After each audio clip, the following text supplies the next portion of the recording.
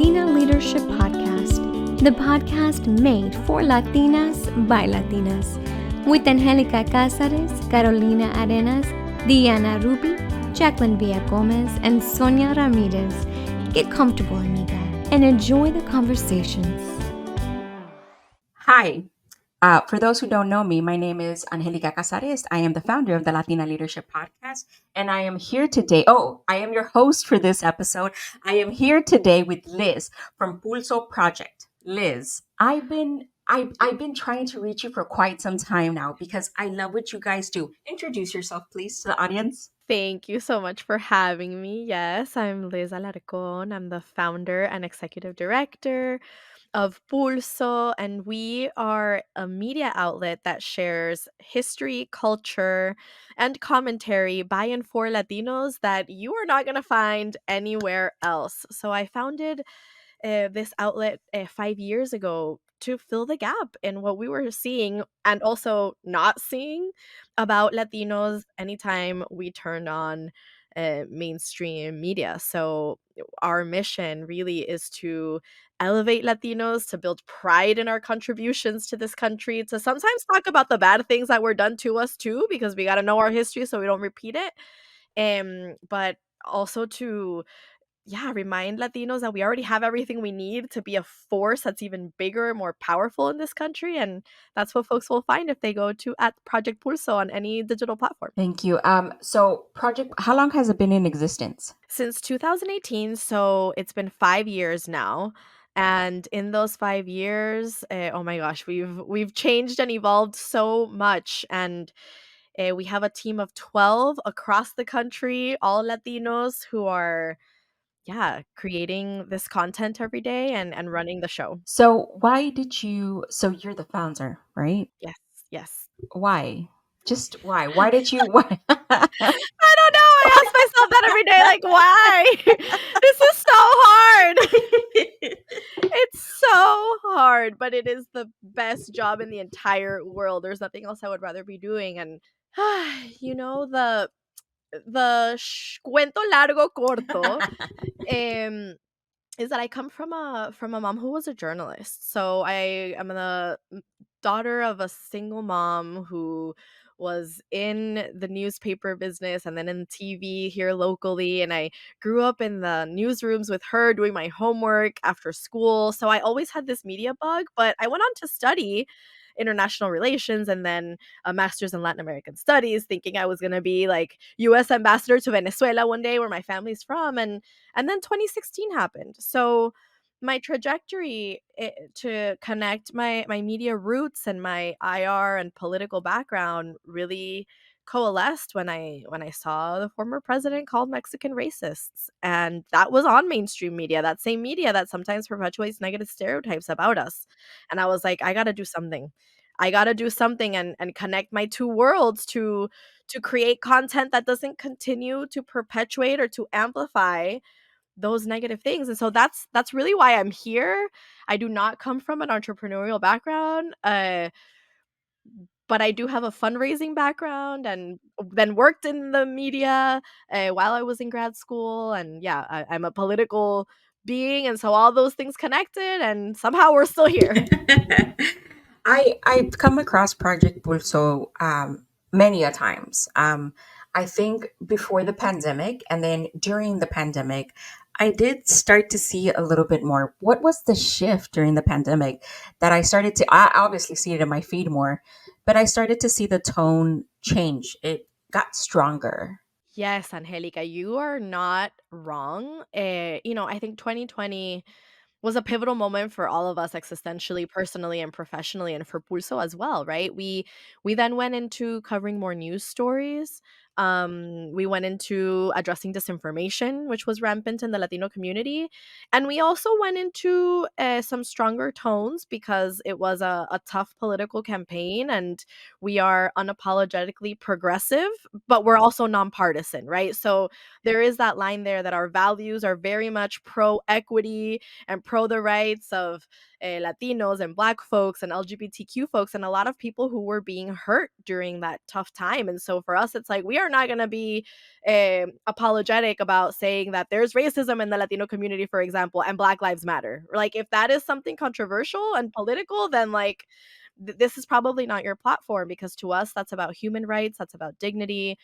And so we did kind of bust out the stronger tones during that time period, because ya basta, right? And to us, it's also important to show solidarity with um, non-Latino Black folks, with non-Latino Native folks. So you will see content that speaks to the legacies of civil rights leaders who are not Black Latinos that we also want to celebrate, and about Native stories that are also important, because Latinos are Indigenous and Latinos are Black. And so you saw some of that content shift.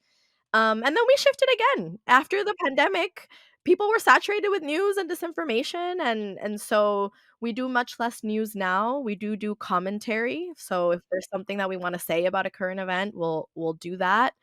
But what you'll really see is now a doubling down on history, with a outrage tone and a pride tone. So we're still strong in our tone, but the content is now, adapting to what Pulso can actually give and do well, because we're not a breaking news outlet, right? And there are many other outlets that are doing that rapid, direct informing in ways that are their strong suit, and there's much less of a need for that rapid response that we saw there was a void in 2020. I want to talk a little bit about the personal aspect of Pulso Project. How has this whole venture either affected, changed you and your team? Oh, wow. Wow, Angelica, I'm that's sorry. such a powerful question. No, I love it. I'm not often asked to connect the personal with the professional, but that goes so in line with who I am as a person. Like, Pulso is part of me, and I am part of the work, and this is a vocation, right? It's not that I don't turn off and that I don't, do my leisurely things as well, but I'm always thinking about nuestra gente and the 62 million Latinos and what we can do to serve. So I do see us as intertwined, and for the team as well. I say the first thing is that so many Pulsonians, as we call people who are on the team or who have passed through Pulso, have doubled down in exploring and celebrating their Latinidad. I can tell you that every single person, including me, has been more curious about their or their family's country of origin. They've been more excited to just be unapologetically Latino, whatever that means in their context, in their city, in their family, and in their group of friends. And that's been really beautiful to see, for everything from team members discovering that they have Taino roots, to team members talking with their grandparents and trying to find out more about their family tree, to proposing and pitching stories about the things that they're doing in their local cities. Like, that has been really beautiful. And I think also, um, we get really deep and really personal, like when we have these calls that we call Ready to Learn, which are like monthly gatherings where we step back, and it's a way for us to also commit to our diversity, equity, inclusion, and belonging work that we committed to in 2020, to make sure that we are still being anti-racist and covering issues from that lens, and that it didn't just stay in 2020. But in those spaces, Angelica, we also talk about like, how are current events affecting you personally? Like, how do you feel around the 4th of July, right? The 4th of July is a day that yes, is for celebration, but some people don't feel that our people are as free as we could be. And there's Juneteenth, right? Like, how should we be incorporating that day? And so we talk about those very real feelings of like, how are these things affecting you? Obviously, when Uvalde happened, that was so tragic. The largest massacre of Latinos, like, you can imagine an all Children. Latino Yeah. team. Yeah, so many children. It's just, Yeah. so we are the people we are speaking to as well. And so making space and continuing to do better at that, to make sure that we are serving the team while we're supporting each other through the real things that we're sharing, and also celebrating our Latinidad.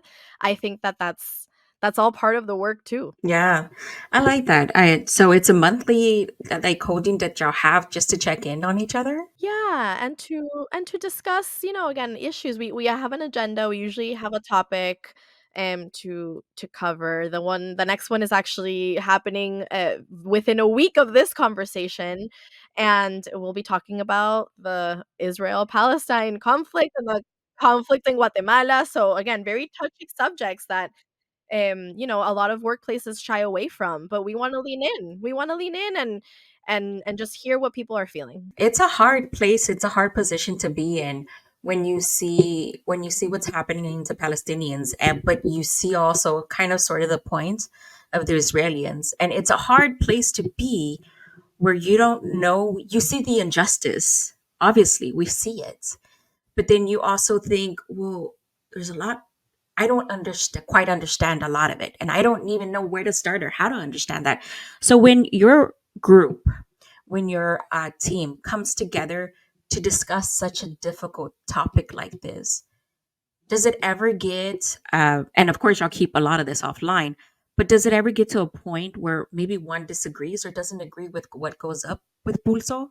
And is that discussed within the team? Yes, it is, Angelica. I love that you're mentioning that because even within our, progressive values that we hold, we have people on the team with very different political perspectives, different life experiences, different realities, and we welcome that. And everything from current events, but even to the editorial at Pulso, we have had staff folks call us in, and I take that responsibility. I act as the content director of Pulso as well as the founder and executive director, and so I sometimes miss things. I drop the ball. I'm not perfect, and I have had team members say, "Hey, that's not the right way to say that," or "That didn't land right," or "We're actually not protecting this person who's getting hate in the comments in the best way." And so we'll sit back. We'll look at our policies and processes internally and make sure we're responding better when there are hateful comments, that we have a protocol to not let hate live on our platform, to be more intersectional when talking about the many identities that Latinos hold, to make sure that we are elevating marginalized communities within the own Latino experience. So these are all the tough conversations that we hold ourselves accountable to, and I am so grateful to, again, Pulsonians and Pulso team members past and present who, like I always say, when you see something, say something. And so I know that there were several instances where, like maybe we would post a reel about a funny Latino thing, but actually in the background there was a brand that was actually like really racist, for example. This has happened, and I wouldn't have known that. Like, maybe that was something that happened in a specific state and I wasn't aware of, and I approved the content. It went out there. I didn't see it for like 2 days. I would then have a meeting with a person, and I'd be like, oh my gosh, I'm just realizing like all this commentary. I just took it down, and they were like, oh yeah, when I saw that I was like, oh, and I was like, why did you tell me? So that culture of like, it's just because it's me or anyone else on the team, like if you see it out there, like don't hesitate. We probably didn't know, it escaped us. So if you see something, say something, not just externally, but if it's happening within the team. And that radical transparency is so important to us, and it's really hard, and we don't always get it right, and we'll miss some things, but I am really proud that we really try. Yeah. Okay, so based on, I really like that you're listening to the community and not within just your group and your team, but you're listening to the community because the community is the one that like relays information to your team, but then sometimes that relaying information doesn't always land, and so it might land to like the executive team, right? I like that you're listening to the public themselves. So, with that being said, as you continue to listen to the audience and as your team either keeps growing or they shift and change, what does Pulso look like to you? Will you still be there in 5 to 10 years, or will it have its own little organization and growing on its own without you or with you or something else? Oh, wow. Well, I hope to be around. I hope to be around while also making Mhm. space for new leadership, right? That there's many ways to stay involved, and I am Yeah. absolutely sure that will evolve um as we go into the future. But my goal, Angelica, is that Pulso is the Univision en Telemundo in English for Latinos across the country. So we plan to be bigger and better and to scale. I would love to see Pulso be on many different platforms. Right now people can find us on Instagram and TikTok and a podcast and a newsletter, but I want people to also tune in on YouTube and maybe on Discord, and I want to do in-person events with Pulso, and I want our Latino history to go beyond where we're sharing it now, and I also want to use that power in numbers to amplify the issues that Latinos care about and to help Latinos make change on the things that they don't like in our country and our community. So we do help people vote and register to vote and take the census, and I would like for us to also be a powerful political bloc that can also move the needle on a whole host of issues that we know our audience cares about. And so that's always the goal of being bigger, better, stronger. But also I would love to be walking in any city or town in the United States and encontrarme un Latino and to say, "Oh, have you heard of Project Pulso?" And they'll be like, "Yeah, I just read one of y'all's stories." That's the goal. Oh my goodness, that would be amazing. And so I'm going to take it back just a little bit. I want to dial it back a little bit because as we're having this conversation, you said that your family, y'all were part of your mom is a journalist, right? She was a journalist, yes. I'm sure you come sort of from the very same humble beginnings. Even if we don't come from the same humble beginnings, we still have that like that Hispanic mentality, that Latinx, a Latino, Latina mentality, Latina especially, where it's more humility than anything, outspokenness and doing overword. Oh, I'm making up my own words over here. When you're overdoing like your opinion, we get told a lot of like, hey, you're kind of being aggressive for no reason. You're like being too much. Calladita te ves más Yeah. bonita, right? Yes. And so I'm really curious because having a mom as a journalist, sometimes the older generation still does have that very much humility like mindset, even in the professional setting. ¿Qué dice tu familia? What does your mom say when you're out here and when you're talking so assertively and you're not minding or mincing your words to get across what you need to do and say?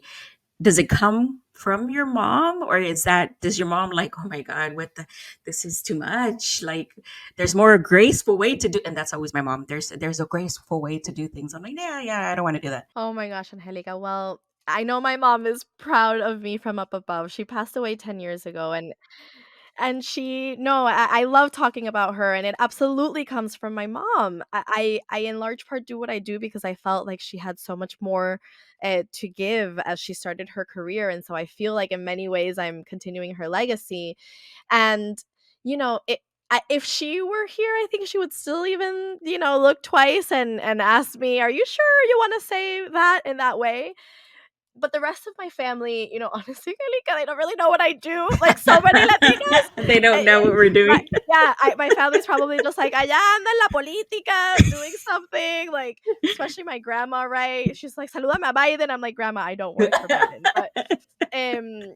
But I think that there is this like, still put your head down and Yeah. grateful immigrant and like very proud of me, but also like just how do I get what I need to do, and like just I'm happy to be here, and like I'm happy to just do my own thing within my own space. And so where I think it shows up more in my family that I'm always pushing them towards is for that advocacy and community involvement beyond just the family well-being.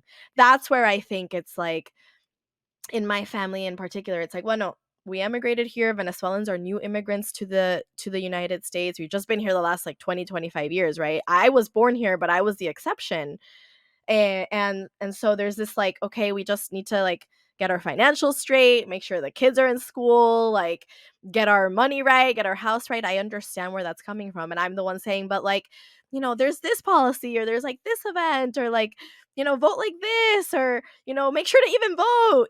That's the struggle that I see and that I play for my family and also my husband's family, who's from Colombia. And there's a bit of that same challenge where it's just like, we don't really want to ruffle any feathers. We're just fine here. And I don't have the mental space to care about another country porque todavía están pendiente of Venezuela and Colombia, right? That's another thing too, that like, it's just too much to deal with. And like, the democracy at work and the civic engagement that is necessary in the United States for your roads to work and for like your schools to be great is very different here than in Latin America, right? And so that's where I see the like, my family's just like, okay, Liz, como que ya, deja de hablar tus políticas, como que I just want to like chill. I want to chill. That is very true. It does very much come from an immigrant. She's nobody really understands what you're doing on the interweb. My mom's like, no sé, allá en el Face, quién sabe qué está haciendo. Que no sé. No. Exacto. Yeah. Ahí te vi hablando, ahí te vi en la Yeah. televisión, como que, yeah, but did you hear what I said? Like, Yeah, my mom gets secondhand information from my aunt apparently, and I'm like, oh God, this is not going down well. Okay, bueno, entonces Liz, I want to take it a little bit more on you. I did speak a little bit of personal being, pero when you got started on this, what have you found within? What was your place that you were like, yeah, I'm gonna continue this, or yeah, this is me. I'm still figuring it out. I question myself all the time and I'm always in reflection mode. Did I do right by the team, by the organization, by the needs, by my own needs, which honestly is the I'm really the only one thinking of that, and as it is a lot, right, to think of everyone else and also yourself when everyone else is not going to think about you. This is in the context of leadership, right? And it's not that I expect that from anyone on the team, but I think that's been the challenge, right, to make sure to not um lose myself and my wants and my needs and my boundaries to be able to do the work well. I love this work so much. I love telling the stories of our community. I am at my best when I see our stories it come to life. Like, I was just at the Molina Gallery, which is the gallery of the U.S. Latino history museum that is meant to be on the mall eventually, but it's part of the American Museum of American History, and I am so proud. So like when I get to see the impact of our community, not just in Pulso stories, but like out there and read our stories and talk to the people within our community and see the team thriving and proud of themselves, like that's when I'm at my best, and that's when I kind of find my center in the work. Um, and then, when I'm not in a good place, I try to take some more days off, Yeah. which is, something that I really have done more of this year and try to replenish with the Latinos in my personal life, like my husband and my daughter and my friends and my Mhm. family. And, doing that also helps me be better for Pulso. So I'm constantly figuring it out. Yeah. But just doing this and talking about our work is just what gives me so much life. So on most days, I'm doing great. Awesome. Okay. So I definitely don't want to keep you on here too long because there's a lot of conversation that I'd like to have with you. But for the mindset of our listeners who do have like a very projected period of time where they drive from work to home, and that's probably when they're listening to us. So they're probably sitting in the car like, yeah, wrap it up because I got to go inside. So, question. Do you consider, and I ask all Latinas who come on the podcast, do you consider yourself a leader? Why or why not? I do. I do. And I own that unapologetically. I consider myself a leader because I am constantly looking for uh, how to improve the spaces that I'm in. So within Pulso, I have the title of leader, but I'm a leader in my home, with my family, in my group of friends. Like, it is very much me to like, okay, bueno, ¿qué vamos a hacer? And how do we fix this? And like, let's land the thing. And like, what's the process to make it better? Like, how do we make sure everyone's like, moving along? Like, that is how I show up in a lot of the spaces in my life.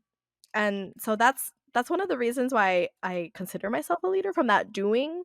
But then from the being part, Angelica, which I also have to remind myself of, is I really try to live my values. What you see is what you get.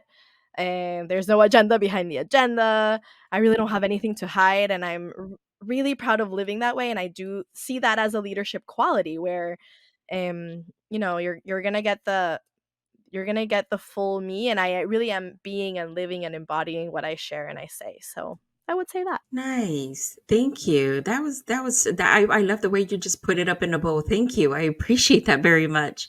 Bueno, to leave off with this, what would you like to say to the audience, and in inclusion to that, how can we find you? The first thing I'd like to say is Latino history is US history. Don't ever forget that our stories and your contributions matter to the fabric of this country, and we Latinos power the United States of America. So that is like my signature phrase que todas las que nos están oyendo, take that with you and own it. And yeah, where you all can find us. Well, first, please follow at Project Pulso everywhere where you're using your phones. But me personally, I share the behind the scenes of the work that we do, and would also be happy to connect at Liz Rebe, Rebe Alarcón. That's my Instagram, and you can find me at Liz Rebecca Alarcón anywhere else. Y estoy a la orden. Nice. Bueno, Liz, thank you so much for having a conversation with me today. It was my pleasure. Yes. Awesome. What did you think of the conversation? If you enjoyed what you heard, let us know in the comments. And please don't forget to like, subscribe, and share with your friends. Thank you for listening to the Latina Leadership Podcast, and we will see you next time.